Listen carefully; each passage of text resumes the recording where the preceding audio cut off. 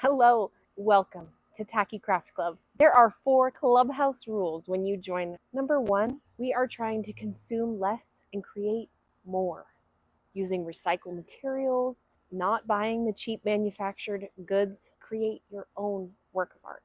Number 2, love is spelled Time.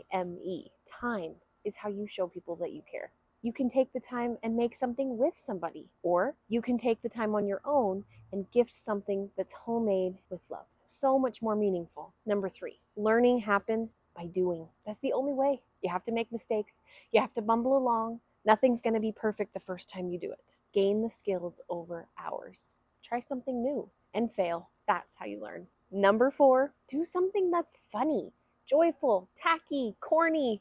Whatever it is, spark a smile. The most memorable items are the ones that spark a conversation. Something that's odd, seems out of place. That's what people are going to talk about. It's a way to start conversation and build relationships with each other. The more outrageous, the better. So I hope you'll join me through the process of learning, crafting, creating, having fun, and spending time with our kids and our family and our friends. It's not about what you make, it's that you made something.